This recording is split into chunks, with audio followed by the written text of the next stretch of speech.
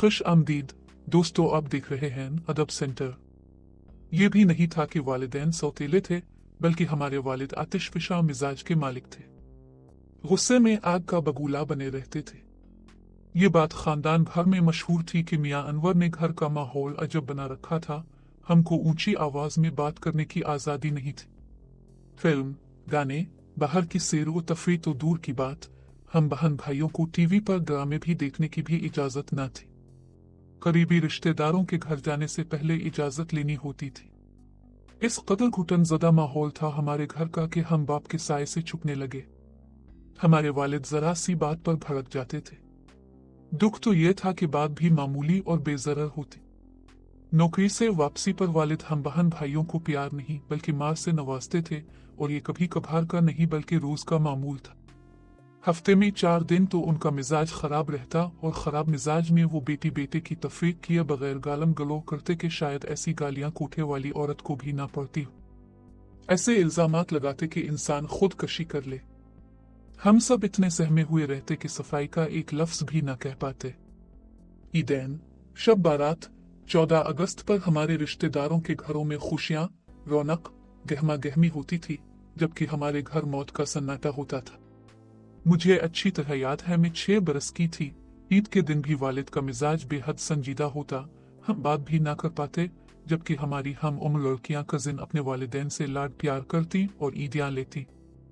9 उम्री में हमारी हम उम्र कजिन लड़कियां फैशन करती, पार्लर जाती, सिनेमा देखने जाती थी।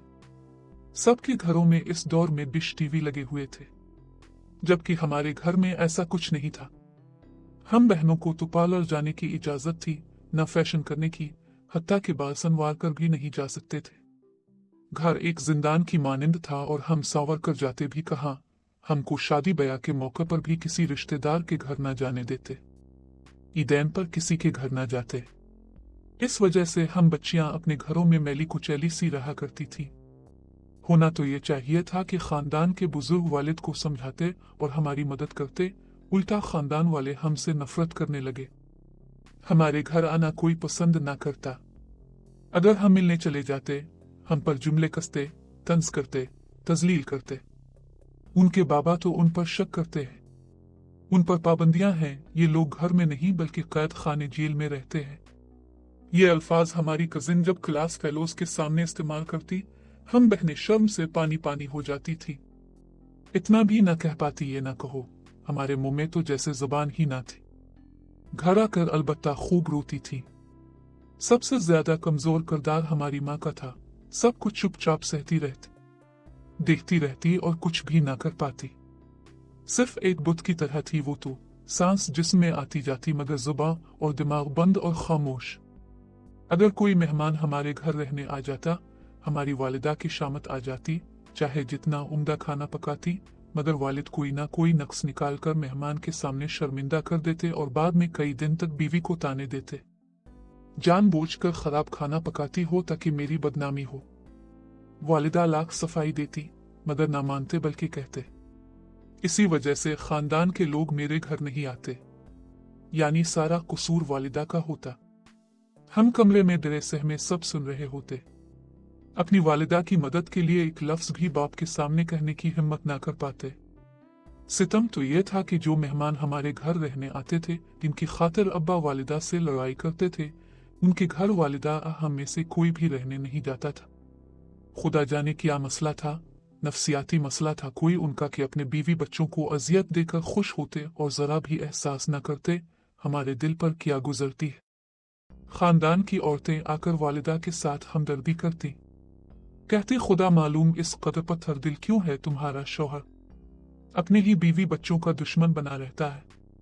बीवी बच्चों का खून खुश्क कर रखा है। बच्चे जवान हो रहे हैं, इस कदर सख्ती और थकन अच्छी नहीं होती। बच्चे बागी हो जाएंगे, ऐसे माहौल के बच्चे ही तो घर से भाग जाते हैं। इस कदर खौफजदा घर का माहौल बना रखा है इस आदमी ने, खुदा जाने इसका क्या मामला है। शायद सर में कोई आसेब होगा। घर का माहौल जो भी था, दाल रोटी तो चल रही थी। शायद कि अब्बा का मिजाज बाहर भी ऐसा होगा कि हमारी बदबख्ती से उनकी नौकरी खत्म हो गई और वो घर बैठ गए। हमारे चंद घंटे जो सुकून से गुजरते थे वो भी खत्म हो गए। अब वो हर वक्त अपने साबिका मालिक को बुरा भला कहते, बजाय इसके कि और नौकरी ढूंढते या छोटा सा कारोबार ही कर लेते।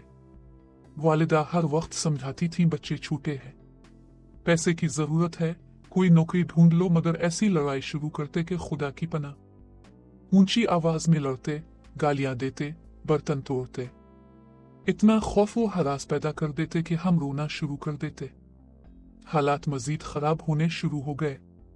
वालिदा को बैठे बैठे बेहोश होने की बीमारी हो गई। उन्होंने तब भी तवज्जो ना दी, होश के नाखून ना लिए, यहाँ तक कि घर तबाही के दहाने पर पहुंच गया। नतीजा यह हुआ कि भाइयों को पढ़ाई छोड़कर छोटी मोटी नौकरी तलाश करनी पड़ी। चंद हजार की खातिर उनका मुस्तकबिल खराब हो गया। कहते हैं वक्त रुकता नहीं, गुजरता चला जाता है। सो हमारा भी वो वक्त जैसे तैसे गुजर गया। रिश्तेदारों ने न पहले मदद की, न इस वक्त में मदद की। वालिदा वफात पा गई, वालिद ना बदले। दुख इस बात का है वो अपने ही घर की खुशी सुकून के कातिल निकले। कभी बीवी बच्चों के साथ अच्छा दिन ना गुजरा होगा। मेरी माँ एक मुस्कुराहट के लिए तरसती मर गई। हमारे कजन्स पढ़ लिख कर अच्छे ओहदों पर नौकरी कर रहे हैं, जबकि लड़कियां कोई लेक्चरर तो कोई डॉक्टर है, मगर हम जिंदगी में कोई आला मकाम ना पा सके, क्योंकि हमारे घर का माहौल पुरसुकून न था।